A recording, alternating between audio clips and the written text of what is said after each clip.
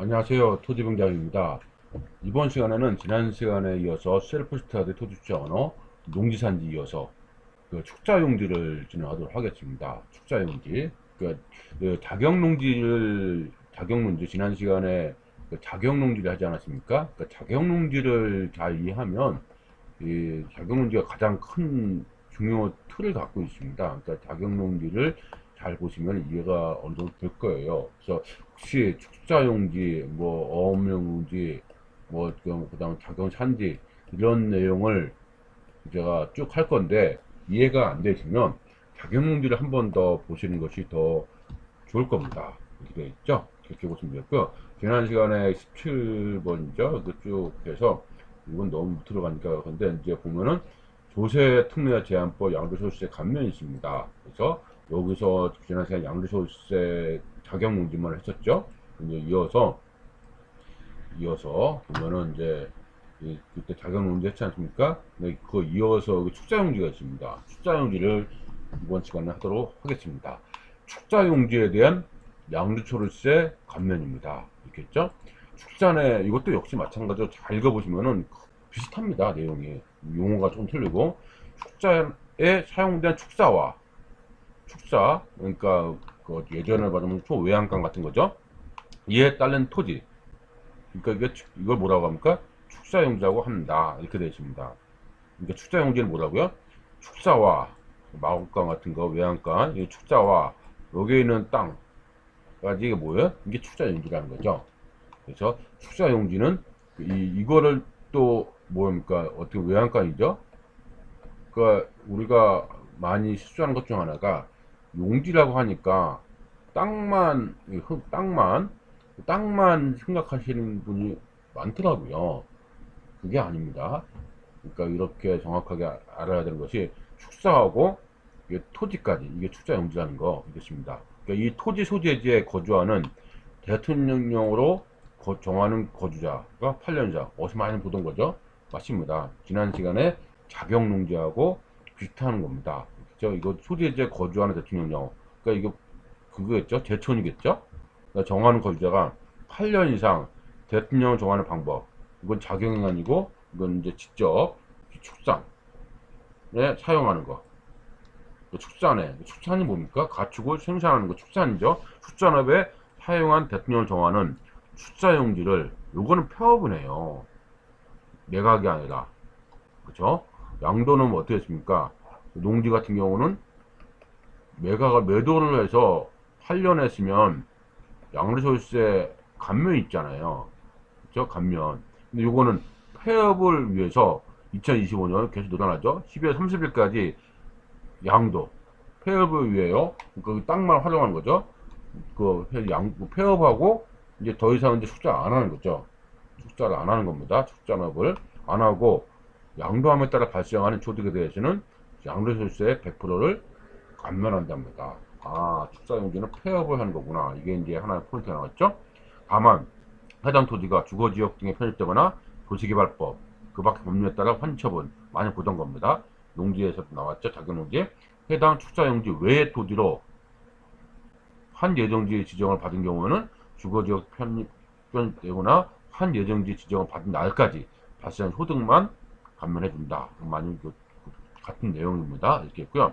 1항에 따라 양도소득세 감면을 받은 거주자가 해당 축사용지 양도 후 5년 이내 다시 축사하면 어떻게 된다고요? 축사하고 하면 감면받은 것을 세액을 추징하다. 제가 앞서 얘기했듯이 감면하고 면제하고는 이렇게 다른 겁니다. 감면은 뭐라고요? 일단 다 감면해준다. 근데 만약에 이제 이렇게 어떤 서로 약속하지 않기로 한 것을 함에 따라서 그런 경우는 감면받은 건 전부 다 추징한다. 이게 감면이에요. 면제는 뭐요? 이런 추징받을 그런 거 없습니다. 그냥 끝나는 거죠. 그렇죠?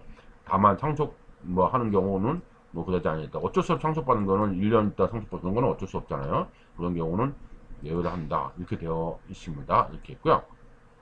적용받으라는 자는 감면 신청을 당연히 해야 되고 그다음 1항부터 3항까지 규정에 적용하는 축자, 용지의 보유기간, 폐업, 이건 어디까지 범위, 감면세액의 계산 방법 이런 내용은 따로 시행령으로 정한다 이렇게 되어 있습니다. 이렇게 했죠? 이 내용 있고 그 다음에 축사용지에 대해서 축사는 농지인 거 아닌가요?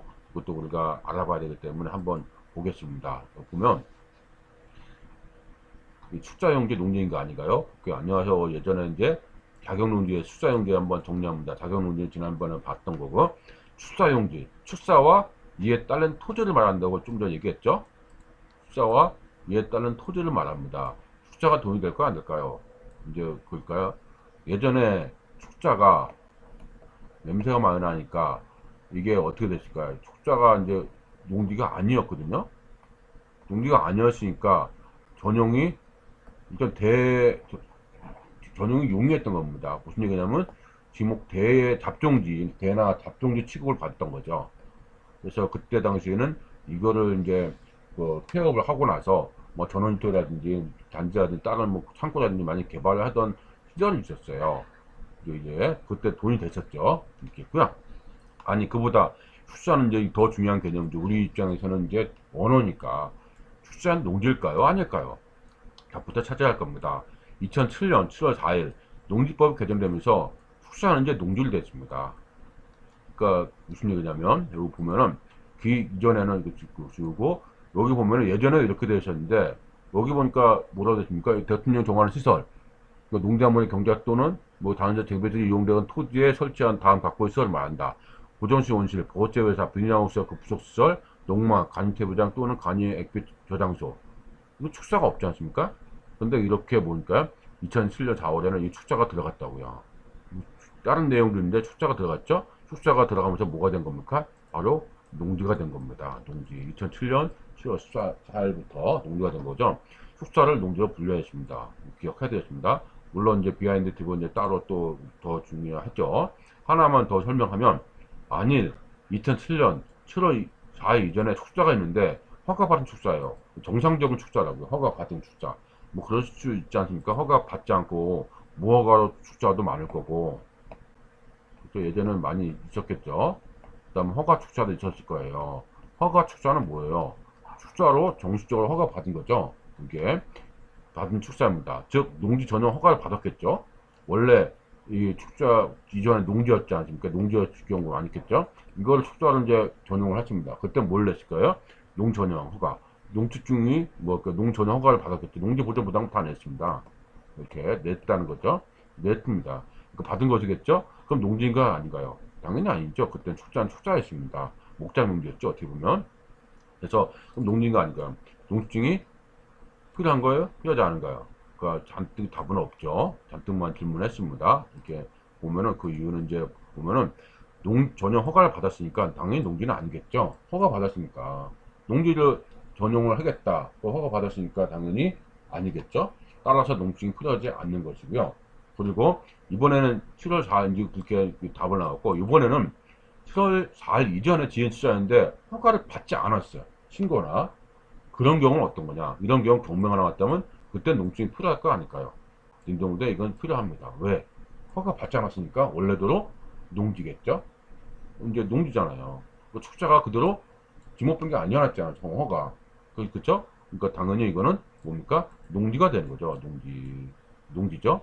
아, 그러니까 당연히 안 됐으니까. 그러니까 이해가 되겠죠? 농지입니다. 그래서 예전에 허가를 받지 않았으면 뭡니까?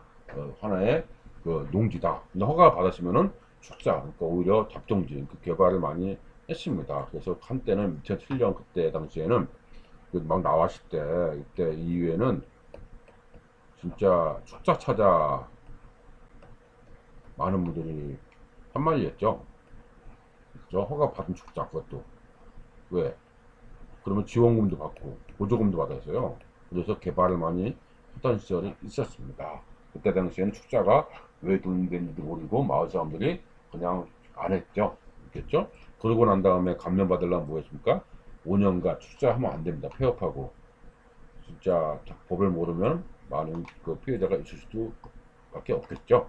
그러니까 아주 중요한 실무 팁을 알려드리는 겁니다. 잘 생각해 보세요. 이게 있죠? 특별히 공개는 이제 하고 민감 부분도 없지 않아 있습니다. 그래서 그런 부분까지 우리가 알아야 되고 축자는 이런 게 있다는 정도는 우리가 알고 있어야 될 겁니다. 다음에는 이제 조세특례 제한법에 있는 축사용지 양주 소득세 감면 내용입니다. 냄새, 악취나는 축사, 폐업을 유도하고 있다는 거죠. 그래서 양주 소득세 감면을 해준다. 폐업하는 경우. 앞서 봤죠? 축자에 사용된 축사와 이하 딸린 토지, 축사 용지가 있습니다. 소지에 이제 거주한 대통령 정하는 거주자가 8년 이상 축산업에 이용하면은 100% 감면해준다. 폐업을 할 경우. 그래서 5년 동안은 하면 안 된다. 앞서 봤던 내용이죠. 그래서 요금도 감면청인데 이제 이 감면에 대해서 이제 일일이 하나 두 개 있죠. 그래서 시행령에 보면은 66조 2에 보면은 축사용지에 대해서 대통령령들이 있습니다. 시행령은 대통령이지 않습니까? 령. 대통령을 정하는 거주자 8년 이상 거주하는 거죠. 근데 자세히 한번 볼까요? 각호의 어느 하나에 해당하는 지역 숫자 단위 계좌는 이렇게 있고 여기까지 지역은 이제 빼고 여기까지 그렇죠? 그 지역 쭉 지나서 후지에 소득세 거주한 자가 비거주 아닌 자를 포함한다를 말한다 이렇게 됐죠. 지역 그렇죠? 개시 당시에는 어쩌 여기 거주한 자로서 현재 요거에 따라서 포함한 이거는 거. 그러니까 자 제가 이렇게 둘씩 넘어간 이유는 이걸 보겠다는 의미죠. 한번 읽어볼게요.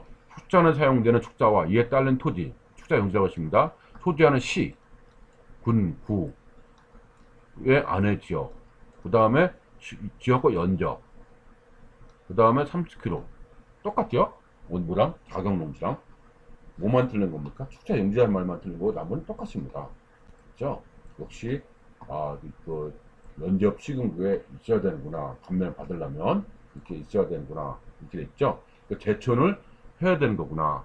이렇게 대초는 해야 농사가 뭐 축사에 소를 키우든 뭐를 키우든 하다가 이제 폐업을 하고 다른 곳으로 이전하실 경우 그거죠. 대통령을 정하는 축자는 역시 볼까요? 거주자가 그 소유 축자 용지에서 수산법에 따른 가축 사육을 상시 봉사하고 2분의 1 이상을 수수행하는 거 똑같죠. 내용이 자격 문제와 같습니다. 그래서 우리는 구체적인 건 잘 몰라도 큰 개념을 이렇게 잡아보자는 거죠. 이렇게 잡아보는 거죠. 나머지 내가 여기까지는 우리가 꼭 알아야 되고 나머지는 이제 실전에서 조금 더 공부를 이제 투자해서는 해야 될 것들이 제가 있습니다. 간단하게 좀 읽어보면은 대통령 정하는 축사 근데 다음 각구에 하나에 해당은 제외한다. 그러니까 대통령 정하는 축사는 뭐냐면 해당 토지를 취득한 때부터 양도할 때까지의 사이에 8년 이상 자기 축자 이용된 축사 용지 이것만이죠. 근데 이런 예외는 제외한다. 뭡니까? 개발하려는 땅이 3년 지난 경우 개발하려는 땅이 되고 그 다음 환예정지 보상지원 이런 경우 있을 수 있잖아요. 이런 경우는 제외한다. 이것도 어디에서 나온 겁니까? 용지에서도 똑같습니다. 같습니다. 또 사망을 적용할 때는 양도일 현재 축사 용지를 기준하는 거죠. 이게 의미를 앞서로 얘기했습니다. 개발 해보고 나면 축사인지 아닌지 모르지 않습니까? 잠금 때. 그래서 꼭 특약을 잘 넣어야 된다는 거. 양도일 현재 축사 용지를 기준한다. 다만 양도일 이전에 매매계약 조건 이거 제가 했지 않았습니까? 매매계약 조건에 따라서 매수자가 성질 변경 이런 걸 한 경우에는 매매계약 현재 축사용지 기준을 하며 한 처분 전에 해당 축사용지가 뭐 축사용지 외의 토지 환지 지정되고 지정을 3년에 경과하기 전에 토지로서 이런 게 있죠. 그러니까 그럴 때는 언제 한다? 뭐 현재 착수 현재에 기준한다 이렇게 되어 있습니다. 그래서 항상 우리가 할 때는 특약을 이런 경우 있지만은 다툼을 우리가 방지하는 것이 하나의 지혜지 않습니까? 그래서 이게 특약을 늘 잘 넣는 습관이 중요하겠죠. 있겠고요. 어차피 폐업하고 파는 거 아닙니까? 그러니까 계약을 잘 해야 돼요. 있고 그 다음에 이제 보면은 이게 똑같습니다. 대토하고 상속이 또 1년 이상 또 계속되면 합산한다. 그 얘기 뭐냐면 축산에 사용된 기간을 계산할 때 농지와 같입니다. 상속인이 상속받은 축사용지를 1년 이상 계속해서 축산을 사용하는 경우에는 피상속인이 취득해서 축산을 사용한 기간이 있지 않습니까? 그러니까 피상속인이 만약에 부모님이에요. 부모님. 그 피상속인은 뭡니까? 피상속인은 상속을 해준 사람. 상속인은 상속받은 사람이잖아요. 상속인이잖아요. 이게 부모님이에요. 또 내가 이제 받았어. 이렇게 받은 거죠. 이렇게. 근데 내가 여기서 또 8년 지나면은 뭔가 불합리해 보이잖아요. 근데 어떤 경우는 예외 정을 하냐면 내가 상속받고 출장 1년간 1년 이상이죠. 1년간 이상 계속해서 출장 사용하는 경우에는 뭐합니까? 다음을 거주하면서 하는 경우 말하죠. 그러면 상속인이 기간 상속인이 출장을 사용한 것이 본다. 이게 뭡니까? 피상속인이 출장을 이용했던 기간. 그러니까 여기 부모님이 뭐 8년, 7년 했다. 그러면 내가 1년 하면 8년은 인정해주겠다. 그 얘기입니다. 피상속인은 배우자 상속받은 출장을 할 출장에 있는 경우는 역시 합산하고 배우자까지. 이 얘기죠. 그 개념을 그 얘기입니다. 피상속인, 상속인 개념도 같습니다. 이렇게 했고요. 그 다음 마찬가지고 상속인이 상속받은 축사용지를 1년 이상 계속하여 축사를 사용하지 않더라도 상속받은 날부터 3년이 된 날까지 양도하면 감면해주겠다. 그렇죠?